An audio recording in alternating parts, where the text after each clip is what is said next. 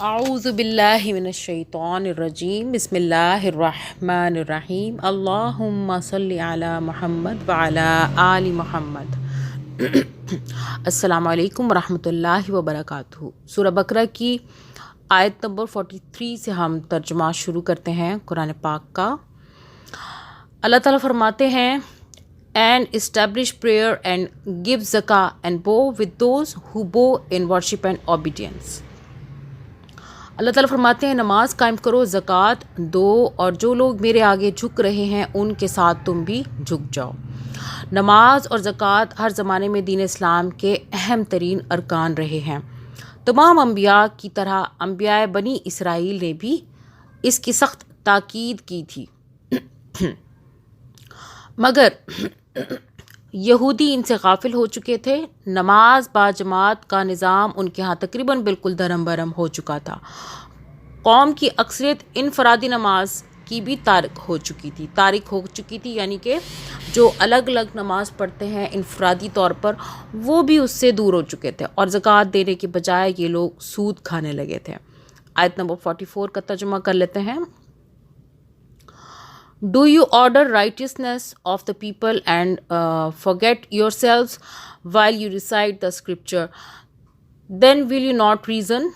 اللہ تعالیٰ فرماتے ہیں تم دوسروں کو تو نیکی کا راستہ اختیار کرنے کے لیے کہتے ہو، مگر اپنے آپ کو بھول جاتے ہو، حالانکہ تم کتاب کی تلاوت کرتے ہو۔ کیا تم عقل سے بالکل ہی کام نہیں لیتے؟ آیت نمبر 45 کا ترجمہ کر لیتے ہیں۔ And seek help through patience and prayer, and indeed it is difficult except for the humbly submissive to Allah۔ یعنی اللہ تعالیٰ فرماتے ہیں کہ صبر اور نماز سے مدد لو، بے شک نماز ایک سخت مشکل کام ہے۔ یعنی اگر تمہیں نیکی کے راستے پر چلنے میں دشواری محسوس ہوتی ہے تو اس دشواری کا علاج صبر اور نماز ہے۔ ان دو چیزوں سے تمہیں وہ طاقت ملے گی جس سے یہ راہ آسان ہو جائے گی۔ صبر کے لغوی معنی کیا ہے؟ صبر کے لغوی معنی روکنے اور باندھنے کے ہیں، اور اس سے مراد ارادے وہ مضبوطی، عزم کی وہ پختگی اور خواہشات نفس کا وہ انضباط ہے جس سے ایک شخص نفسانی ترغیبات اور بیرونی مشکلات کے مقابلے میں اپنے قلب و ضمیر کے پسند کیے ہوئے راستے پر لگاتار بڑھتا چلا جائے۔ ارشاد الہی کا مدعا یہ ہے کہ اس اخلاقی صفت کو اپنے اندر پرورش کرو اور اس کو باہر سے طاقت پہنچانے کے لیے نماز کی پابندی کرو۔ تو اس کا کیا مطلب ہے؟ جب انسان صبر کرنے کا عادی ہو جاتا ہے، جب اس کو صبر کرنا آ جاتا ہے، تو وہ اس کے اندر ایک ایسی پاور پیدا ہوتی ہے، ایسی قوت پیدا ہوتی ہے کہ جس کا انسان اندازہ نہیں لگا سکتا، کہ اس کا دل بھی مطمئن ہو جاتا ہے، اور جب وہ نماز پڑھتا ہے تو اس کے اندر کی یہ پاور اور مضبوط ہو جاتی ہے، اور اس کو نماز پڑھنے میں اس کے لیے آسانی ہوتی ہے، اللہ کی مدد شامل حال ہو جاتی ہے۔ آیت نمبر 46 پڑھتے ہیں سورہ البقرہ کی۔ Who are certain that they will meet their Lord and that they will return to him۔ مطلب اللہ فرماتے ہیں مگر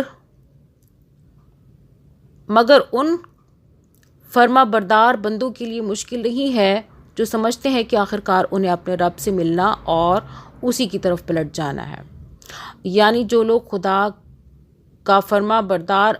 جو شخص خدا کا فرما بردار نہ ہو اور آخرت کا عقیدہ نہ رکھتا ہو، اس کے لیے تو نماز کی پابندی ایک ایسی مصیبت ہے جسے وہ کبھی گوارا ہی نہیں کر سکتا۔ مگر جو بررضا و رغبت اللہ کی رضا کے لیے خدا کے آگے سر اطاعت خم کر چکا ہو، اور جسے یہ خیال ہو کہ کبھی مر کر اپنے خدا کے سامنے جانا بھی ہے، اس کے لیے نماز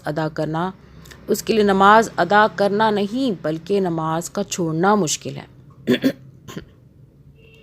آیت نمبر 47 پڑھ لیتے ہیں۔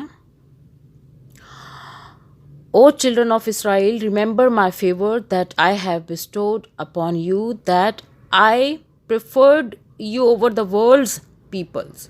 اللہ تعالیٰ فرماتے ہیں اے بنی اسرائیل یاد کرو میری اس نعمت کو جس سے میں نے تمہیں نوازا تھا، اور اس بات کو کہ میں نے تمہیں دنیا کی ساری قوموں پر فضیلت عطا کی تھی۔ یہ اس دور کی طرف اشارہ ہے جب کہ تمام دنیا کی قوموں میں ایک بنی اسرائیل کی قوم ہی ایسی تھی جس کے پاس اللہ کا دیا ہوا علم حق تھا، اور جسے اقوام عالم کا امام و رہنما بنا دیا گیا تھا تاکہ وہ بندگی رب کے راستے پر سب قوموں کو بلائے اور چلائے۔ جزاک اللہ خیرن کثیرہ۔